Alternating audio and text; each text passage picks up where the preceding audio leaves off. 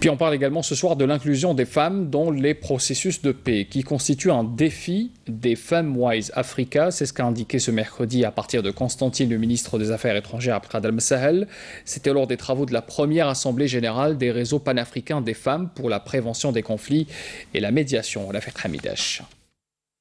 Le ministre des Affaires étrangères Abdelkader Al-Messahel a également rappelé lors de cette assemblée générale le rôle de la femme algérienne et sa mobilisation dans la lutte contre le terrorisme à travers le puissant soutien à l'adoption de la Charte pour la paix et la réconciliation nationale initiée par le président de la République Abdelaziz Bouteflika.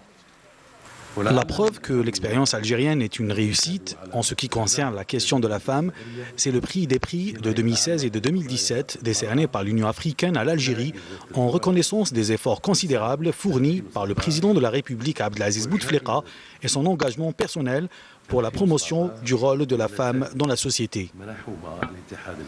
De son côté, la ministre de la Solidarité nationale, de la famille et de la condition de la femme, Rania Dalia, a évoqué le rôle prépondérant de la femme en Algérie, rappelant à ce propos les efforts consentis par le président de la République Abdelaziz Bouteflika pour renforcer les droits de la femme et consolider la place stratégique qu'elle occupe dans notre pays.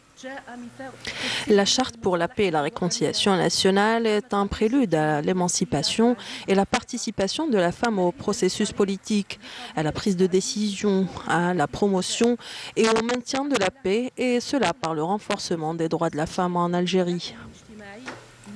Le commissaire de l'Union africaine pour la paix et la sécurité, Smaïl Chelgui, a pour sa part mis l'accent sur l'importance de cette assemblée qu'il a qualifiée de déterminante afin de propulser ce réseau sur le devant de la scène.